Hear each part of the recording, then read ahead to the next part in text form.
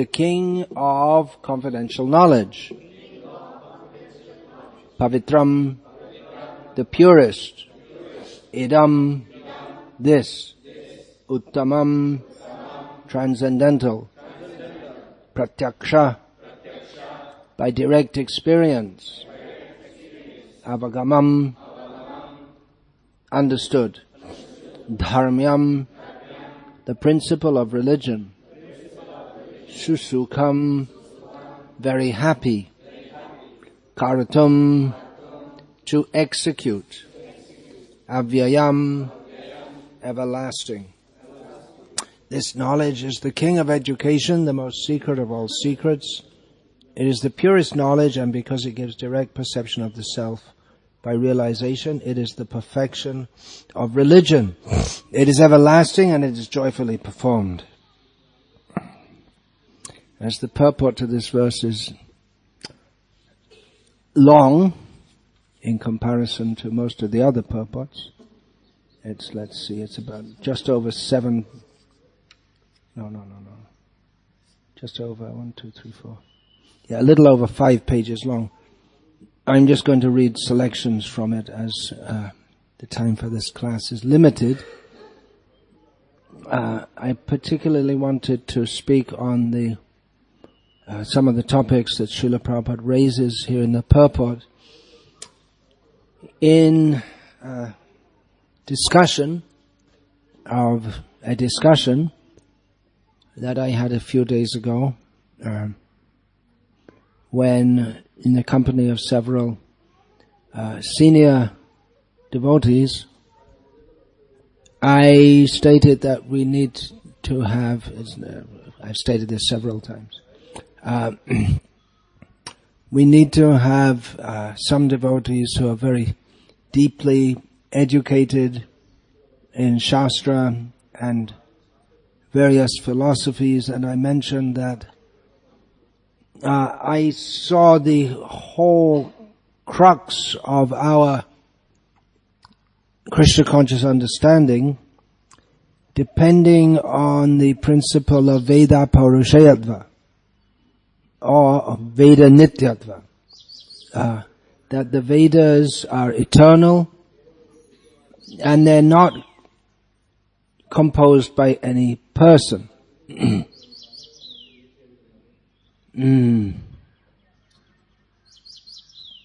one of the devotees there said that, well, it's not really that important because for our general preaching it doesn't matter. And then there are other points that I mentioned, that the different persons are already... we had some discussion that... there are already people who are taking up these issues. These are traditional issues. The Buddhists and the Jains have attacked the principle, philosophically attached the principle of Ved Paurushayatva. And skeptics, or they just don't take it seriously. They say, well, it must have been written by... It's written, so it must have been written by a person. It can't be eternal because nothing in this world is eternal. Well, that's the whole point. The Vedas are not of this world. But persons who are materialists, they only believe in matter. And various theories such as the Big Bang theory. Once upon a time there was nothing, and then there was a big explosion. And everything fell into place perfectly, and here we are today. So people who believe in this, and there are many people who believe in this. It's taught in the schools.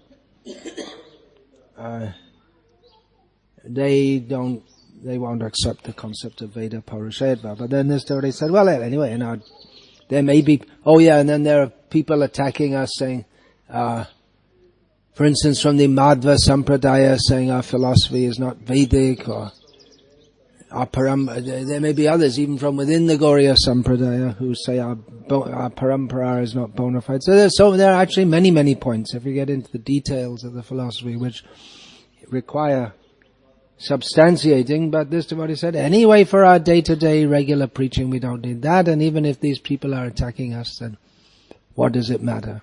Let them go on. So, alright, let's read the purport. Anyway, no, before I get into the purport, I'll say that, but our whole point, when we speak to others, what about the authenticity of Krishna consciousness, we say that it's derived from the Vedas. The Vedas are authoritative. That's to be accepted axiomatically. Yeah.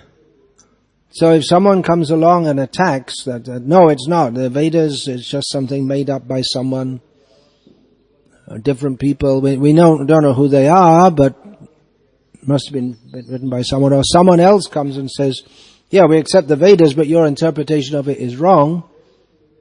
They may only be a few people who say that, but that will create doubts in the minds of all our devotees.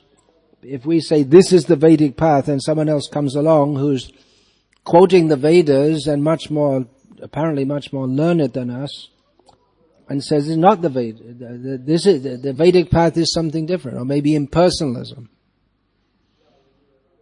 So, such Purva Pakshins, or philosophical opponents, they may create doubts in the minds of devotees who may therefore go on with Krishna consciousness not wanting to think about it too much, which is not a very strong platform. Then that means they come onto the platform of blind faith. Or it may be that by speaking in such a way that those who speak in such a way, if we're not able to give a suitable reply, that people may join their camp, leaving our camp. We've seen that already in various ways, not particularly on the issue of Veda Paurushayatva. So, I'll read from Srila Prabhupada's purport. This chapter of Bhagavad Gita is called the King of Education because it is the essence of all doctrines and philosophies explained before. Among the principal philosophers in India are Gautam, Kanad, Kapila, Yajnavalkya, Shandilya, and Vaishvanara. This is the only mention of Vaishvanara, the philosopher, that I'm aware of. Not so very well known. At least I haven't heard of him, as if that's anything to go by. And finally there is Vyasadeva, the author of the Vedanta Sutras.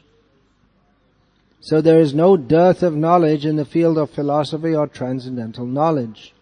Now the Lord says that this 9th chapter is the king of all such knowledge, the essence of all knowledge that can be derived from the study of the Vedas and different kinds of philosophy. It is the most confidential because confidential or transcendental knowledge involves understanding the difference between the soul and the body, and the king of all confidential knowledge culminates in devotional service. So in these last 2 sentences, Srila Prabhupada summarizes what is confidential knowledge. It begins with understanding the difference with the soul and the body, and it culminates in devotional service. And everything in between is transcendental knowledge. So that's the subject of Bhagavad Gita, if understood as it is, theistically. Srila Prabhupada continues, generally people are not educated in this confidential knowledge, they are educated in external knowledge. As far as ordinary education is concerned, people are involved with so many departments: politics, sociology, physics, chemistry, mathematics, astronomy, engineering, etc.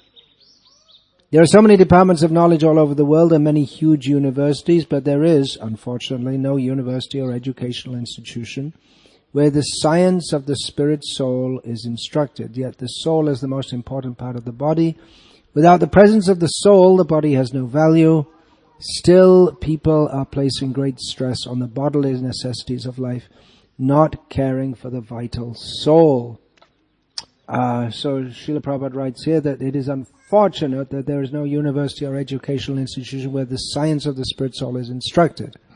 So indirectly he's stating that there should be such educational institutions. And actually, as I remember hearing in 1976 or 1977 when Srila Prabhupada went to Kurukshetra, he stated that he wanted a university there. By that means a Vaishnava university. I think there's already mundane university there, but that's useless or worse.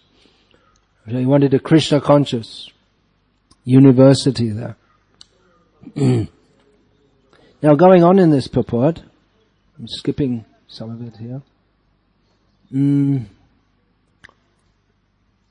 Srila Prabhupada describes about Narad Muni in his previous life as a young boy who took the remnants of the Bhakti Vedantas.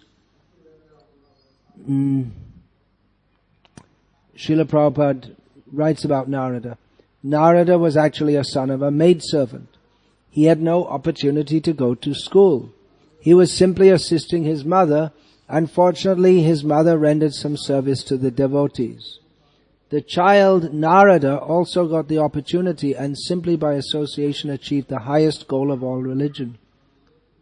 The highest goal of all religion is devotional service, as stated in Srimad Bhagavatam. Savai pungsang paro dharmo yato bhaktir adhokshaje.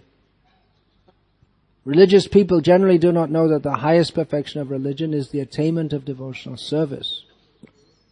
As we have already discussed in regard to the last verse of chapter 8, Vedeshu yagyeshu tapassu chaiva. Generally, Vedic knowledge is required for self-realization. But here, although Narad never went to the school of the spiritual master and was not educated in the Vedic principles, he acquired the highest results of Vedic study. The highest results of Vedic study. This process is so potent that even without performing the religious process regularly, one can be raised to the highest perfection. How is this possible? This is also confirmed in the Vedic literature. Acharyavan Purusho Veda. One who is in association with great acharyas, even if he is not educated or has never studied the Vedas, can become familiar with all the knowledge necessary for realization. So there seem to be different currents of ideas here. Given the example of Narada, even without education, one can become familiar with all the knowledge necessary for realization. And here, prior to this, Srila Prabhupada has indicated that there should be universities and educational institutions for inculcating or teaching knowledge of the spiritual knowledge. So both points are there. Spiritual education is required. Srila Prabhupada writes that by coming in association with an acharya, one can get all the knowledge necessary for self-realization. For that purpose, one goes to an acharya. Tad vijnanartam sagurum evabhigachet.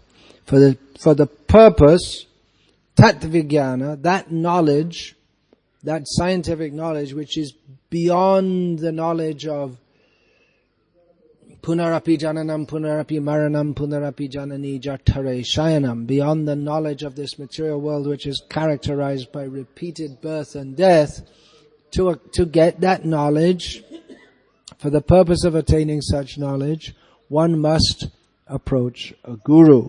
Guru being a synonym of acharya. Now, persons who perform the Vedic principles for the sake of elevation to heavenly planets What is that? Tripunya. What is that verse? Trividya punya gata gatam kama kama labante. What is that verse? Trividyamam somapa puttapapa swargamicha. What is it? Now I'm missing it. Yagyairištva swargatim prartayante.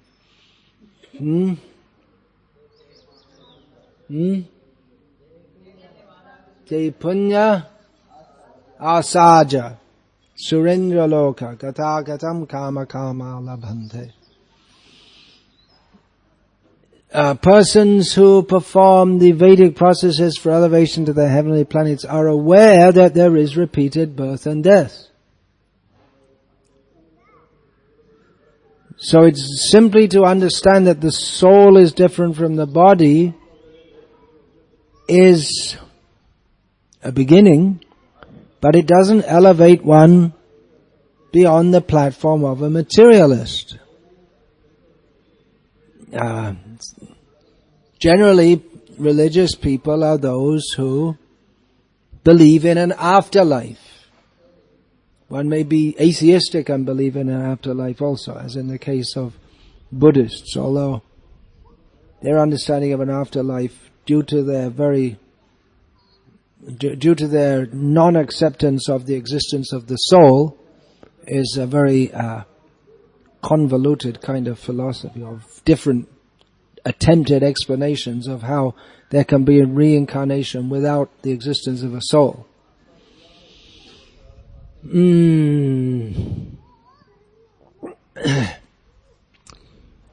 But the knowledge of how we go from body to body, or of how we exist in future lives, without that one is a fool. Utkramantang stitang vapi bhunjanam vagunanvitam vimurha nanu pashanti jnana chakshushaha. How the living being becomes situated in various bodies, enjoying and suffering under the influence of the three modes of material nature, is not seen by foolish people, but those who have the eye of knowledge can see. But one cannot get knowledge unless one approaches an acharya. Now here the term acharya must mean an acharya not on the category of Shukracharya, who is also teaching Vedic knowledge. He's also called acharya, but he's teaching how to enjoy in the world. Now you see, there are many religionists who believe in a future life, at least theoretically, but they're very much attached to their present circumstances and bodies.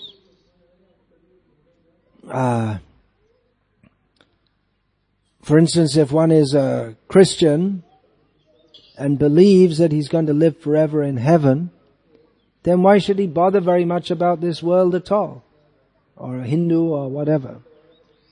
But we find that people are very much attached to their present situation. They must be, due to lack of proper spiritual knowledge. Because they don't clearly understand the difference between the soul and the body, they identify their present situation with themselves, to be my very self, and they give great seriousness to it. Actually, whatever religious path one may be in, if one is a Christian or Muslim or whatever, Buddhist even, if one understands that there is eternity, this vision of eternity, Srila Prabhupada uses this term in a translation of one verse in the 13th chapter.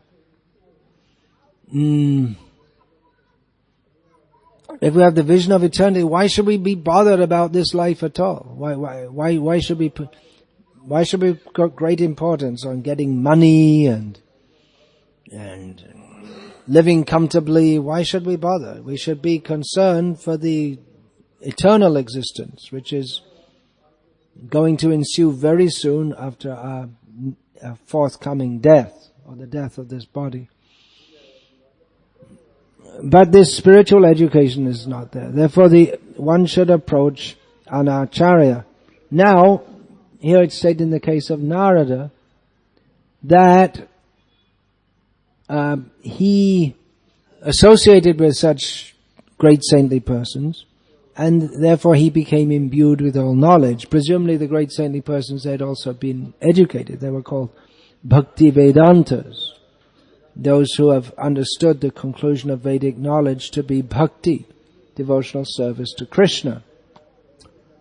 But then Narada in his next life, he did approach an acharya for knowledge. In a future life, he approached Brahma and was instructed by him, and Brahma was instructed by the Supreme Lord Krishna directly.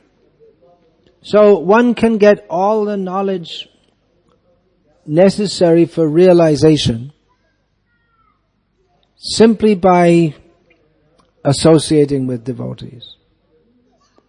That is a fact. The basic knowledge is not difficult to understand. We are eternal spiritual beings.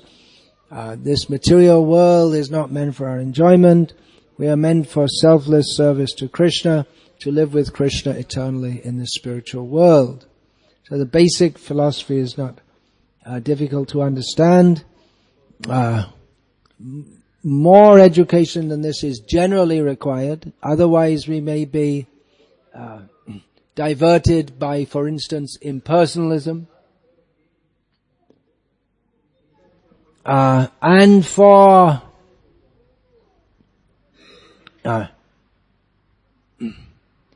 deeper knowledge that may also be required. Just like we find the 6 Goswamis of Vrindavan, they went on the order of Chaitanya Mahaprabhu. They very deeply went into Shastra, and especially Jiva Goswami wrote his Sandarbha, Shat Sandarbha, in a manner to already understanding what the various objections may be to the Gauriya position and rebutting them in advance. Because it may be someone is studying for years and years, and then they find something which someone says and they become diverted. That may be. Their faith may be shaken if they don't have very deep faith. Now, deep faith can come even without deep knowledge, and that kind of faith is better than being highly knowledgeable. Just recently in Bangalore, I met with one of the most famous Vaishnav scholars present in the world today. It means, at least among Vaishnavas here in South India, is very famous, this Lakshmi Tatacharya. And so he recounted an anecdote from the life of Sri Parashara Bhatta. I'm regularly reading this Vishnu Sahasranama with the commentary of Parashara Bhatta, great Acharya, famous Acharya in the line of Sri Ramanuja Acharya, which Lakshmi Tatacharya is also in. So he recounted an anecdote that Sri Parashara Bhatta was regularly giving discourses, and many people would gather to hear. Among them was one great scholar, Chaturvedi. And another one who regularly attended was an seemingly uneducated person who had no means. He would subsist by begging. So he seemed to be both intellectually and economically indigent, poverty-stricken.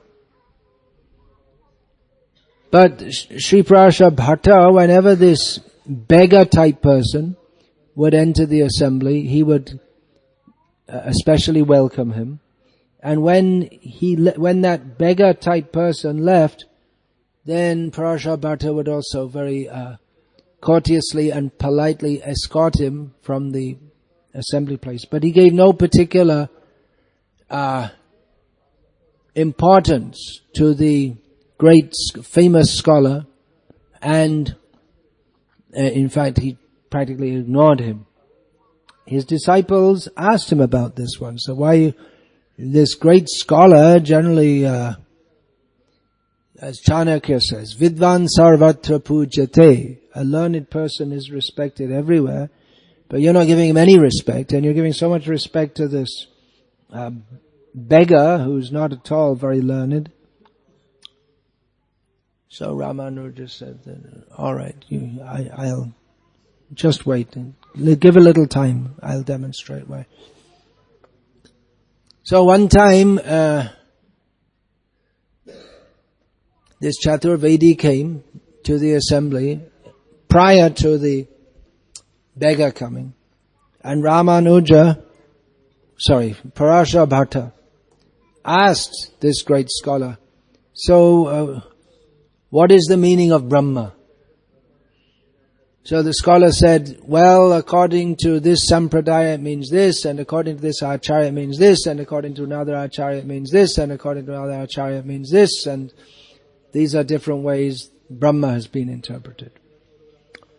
Okay. Then, after a short time, this beggar person came,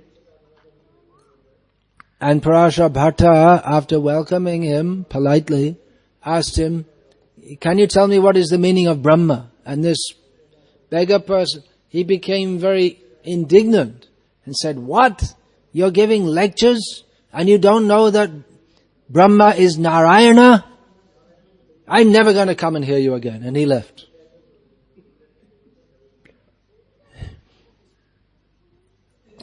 So without going very deeply into arguing all the different points, the indigent devotee, or seemingly indigent devotee, was firmly convinced that Brahma, the supreme reality, is Narayana.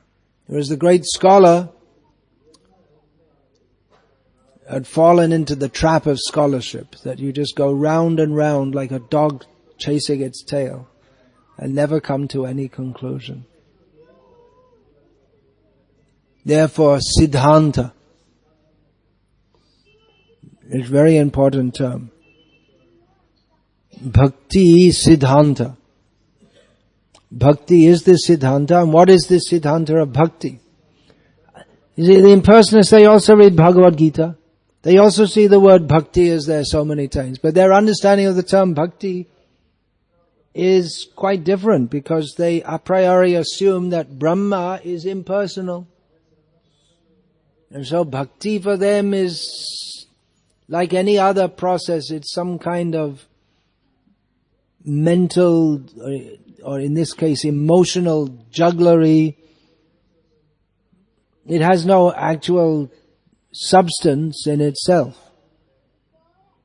Whereas the Vaishnavas understand that Bhakti is, that's the only thing of any substance for the jiva. Substance means that which is reality. Vedyam vastavam atra vastu. That which is actually real is Narayana, Krishna, and devotional service to Him. But for the impersonalists, only the what they call indefinable Brahman is real. And so they read the term bhakti, but they have no devotion. They may even have some show of devotion, but it can't be real devotion, because they don't actually accept that there's any person to be devoted to. So this Siddhanta, Bhakti Siddhanta. Now someone may have very deep faith that yes, this is correct. That's all right, but then that has to be established in the world. Why that is correct. that verse we quoted yesterday. Rishibhe bahuda gitam chando bhe vividhai pritak Brahma Sutra padaischaiva hetumad bhe vinishchitai. This should be established. What is the ultimate cause? Citing all previous rishis, citing the Vedic mantras, citing the Brahma Sutra, which is the summation of all the Vedic knowledge. That should be done. That is a service to Krishna. So many great previous acharyas have done that. Now I may say, well, there's no need for just chant Hare Krishna. Well, Chaitanya Mahaprabhu did that for the general populace. But for others, he would go and discuss. He discussed the Vedic knowledge in great detail over 7 days with Sarvabhauma Bhattacharya. He discussed in great detail with Prakashananda Saraswati. He discussed, in South India it's not described exactly, but there is a whole list of different people that he met with and he philosophically defeated them. Some of them were the Sri Vaishnavas, Tattvavadis, Buddhists, Mimamsakas, which means like Smartas, Charava, all different kinds he met with. And on the basis of Vedic knowledge, defeated all of them. Even the Buddhists, they won't accept Vedic knowledge. So he spoke with them and defeated them also. So that is required. For most people, for preaching, chant Hare Krishna and be happy. And give some knowledge also. Otherwise, it's not that everyone's going to have such very deep faith that they just completely commit themselves to Krishna consciousness. Most people, not only in this life, but in previous lives also, have been bombarded with all kinds of wrong ideas. So they have to be corrected. Otherwise, our commitment to Krishna consciousness won't be very strong. And it can be shaken. And at any time. So it is required that some devotees become very deeply understanding of all these points. Therefore, Srila Prabhupada wanted to create a class of brahmanas who are spiritual leaders. Srila Prabhupada decried the process of making someone a brahmana just by putting a thread on their body, as is the practice in what are called Brahmin families, usually just before the wedding, because they have to be inducted as a brahmana before they can marry, so they do it just before the wedding. So Srila Prabhupada, there's not brahmana, it's something, it's just like stamping you see the cows, they put a brand on them. So it's something like that. You're just putting a brand. Okay, this is my cow. This cow belongs to me. So put a thread on someone. So putting a thread on someone, that's relatively, well, that is easy. It's not a difficult thing to do if they're willing to accept it. But to actually train them as a brahmana, that means they should be deeply absorbed in Shastra and able to rebut all false ideas. That means they should have some knowledge of those ideas, and not just knowledge of them, but be able to understand what are the weak points and what are the strong points. Otherwise, there was an ancient Greek philosopher, sophist, from which we get the term sophistry. What is his name? Protagus, something like that, from which we get the word protagonist. So he claimed that he was so good in rhetoric that he he could take the wrong position and argue with someone who had the right position and defeat them. He was confident. Okay, we know what is right and we know what is wrong. Philosophically, you give me the wrong position, I'll defeat him. Chaitanya Mahaprabhu used to do that in his youth also. He'd come up to someone in his scholarly pastimes and he'd say, okay, tell me something. What have you learned? And then Chaitanya Mahaprabhu would defeat that, whatever he said. And the person would say, oh yeah, you're very intelligent. And then Chaitanya Mahaprabhu would say, no, actually what I said was wrong. And then he'd defeat his own proposition and establish what the person had originally said.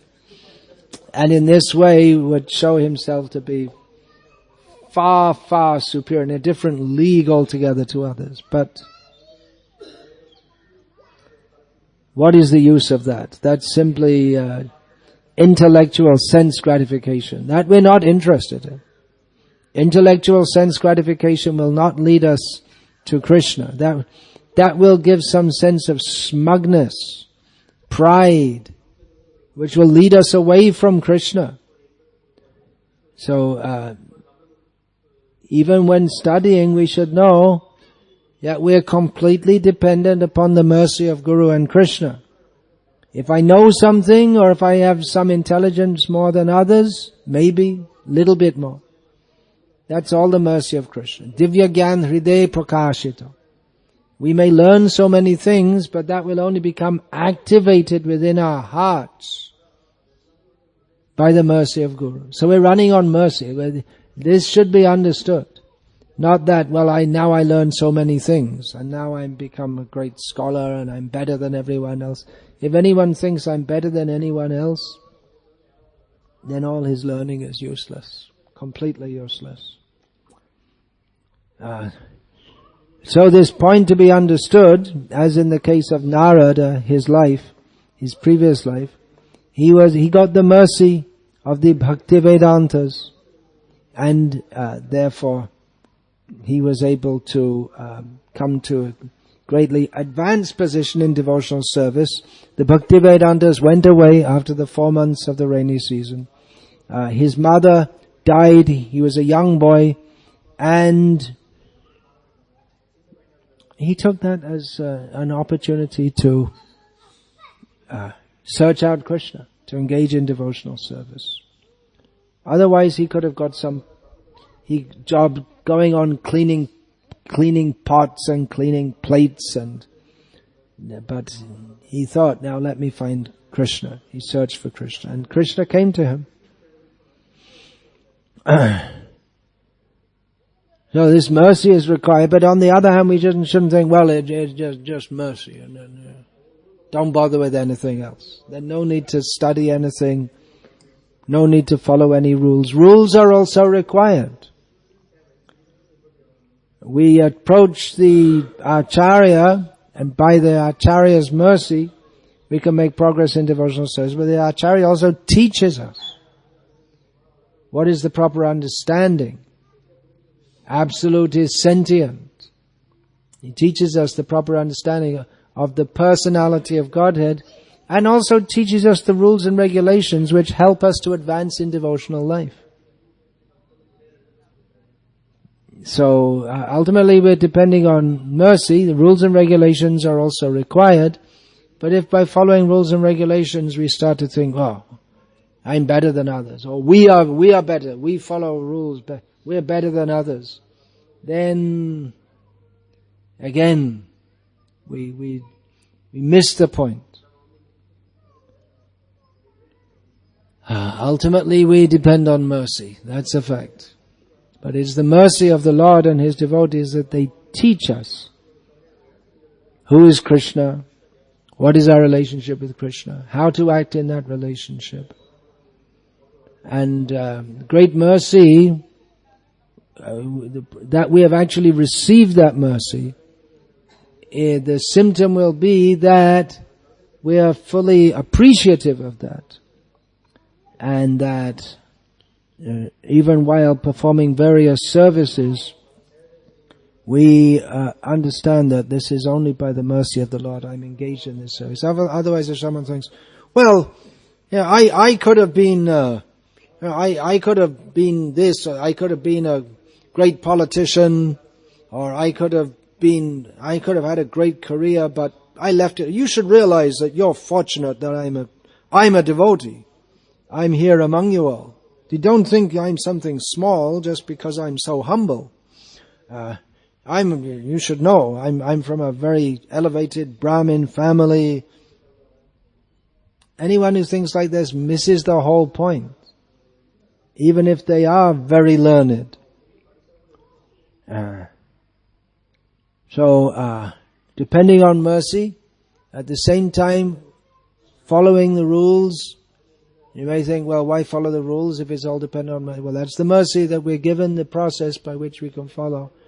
And to have this ultimate humility in the service of the Lord. Humility, showy humility, is not required.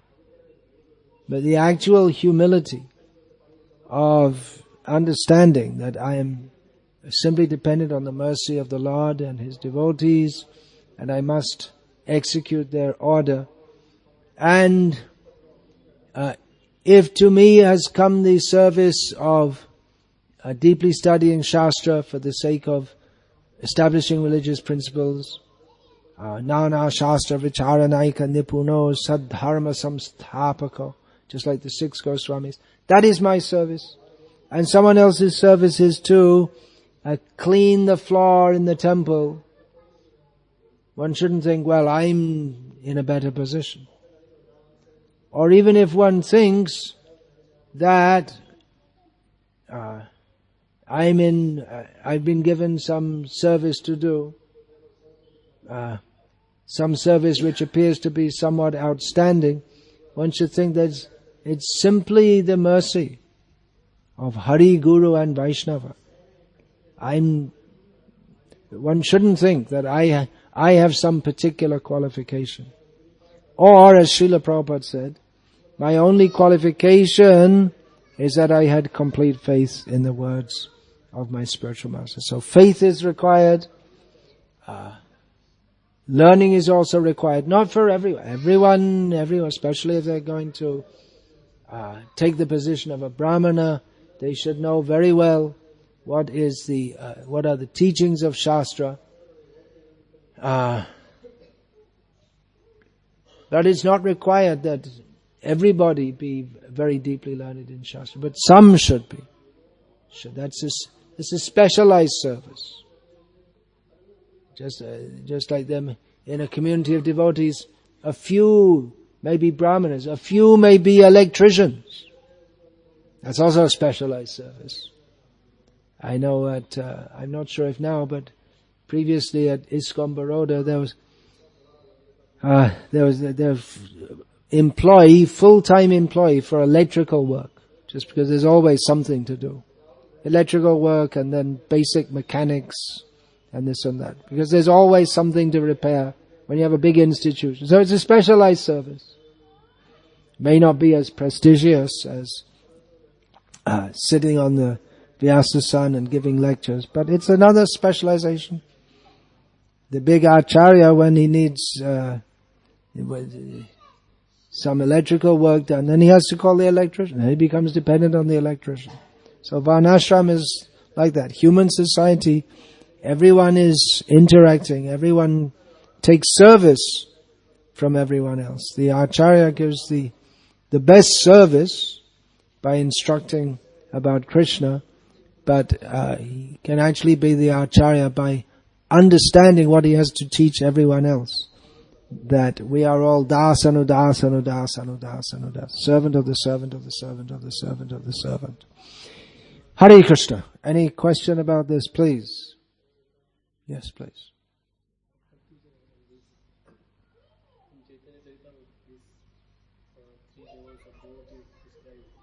3 levels of devotees are described in Chaitanya Charitamrita.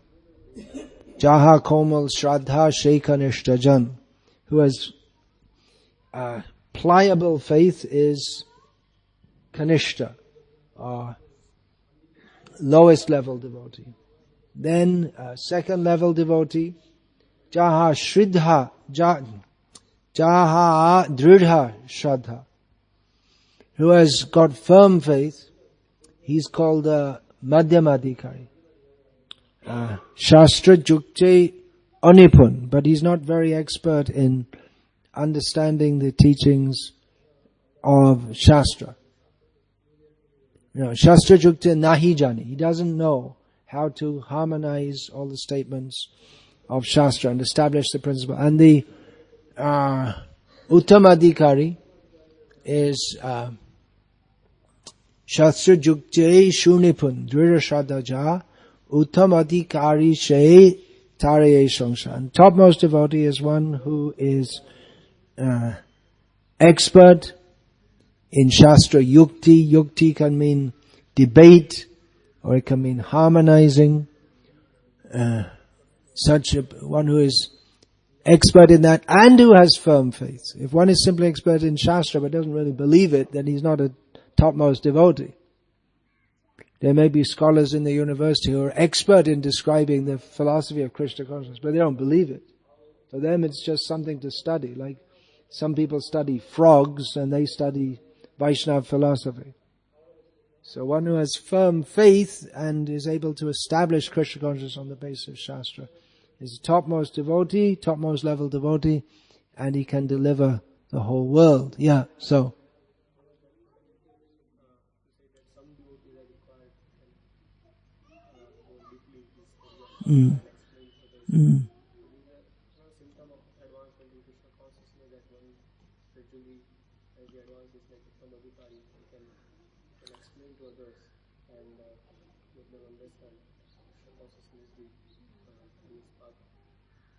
A sign of advancement in Krishna consciousness, according to this description of Chaitanya Mahaprabhu, means that one is able to describe to others, clarify to others the philosophy of Krishna consciousness on the basis of Shastra, yeah?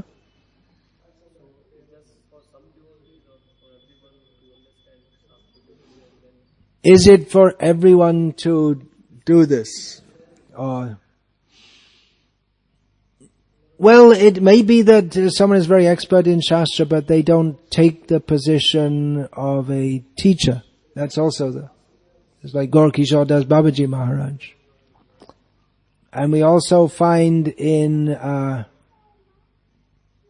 Bhaktivinoda Thakur's writings, he describes about various bhajananandis who some of them were known to be very expert in Shastra, but they generally wouldn't discuss with others. They would, of course the devotees would come and they would discuss with them, but they didn't like to engage in argument. Only if someone came really looking for a fight would they get into it.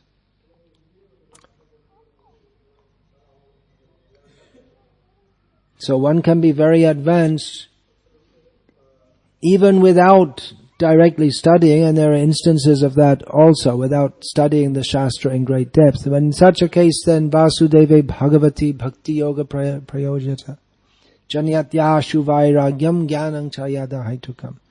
For someone who directly takes to devotional service with great faith, that may be the result of advancement in previous lives, so that when he comes in contact with great devotees, that immediately has great effect. Srila Prabhupada gave the example. It's a standard example of dry grass very quickly catches fire, whereas wet grass is very difficult to make. It's the same fire, but some grass will burn very easily and other grass not very easily. So there may be devotees who very quickly, straightforwardly, directly take to devotional service and come to the conclusion, which is to chant Hare Krishna and be absorbed in Krishna consciousness without making a very deep, direct study. But then again, we find, as in the case of Gaur Kishore Das Babaji Maharaj, as Srila Bhakti Siddhanta Saraswati Thakur, who was himself vastly learned in Shastra, he said that all the truths of the Vedas, they reside in one drop of dust from his lotus feet. For most of us, we're going to, and for general preaching in the world, we're going to have to study. We just can't expect that all that knowledge will come to us in that respect. And also we find that when Saraswati Thakur was living in Navadvip, he was called to give lectures. Gorkishore wasn't called to give lectures. Gorkishore would come and listen to the lectures. Incognito.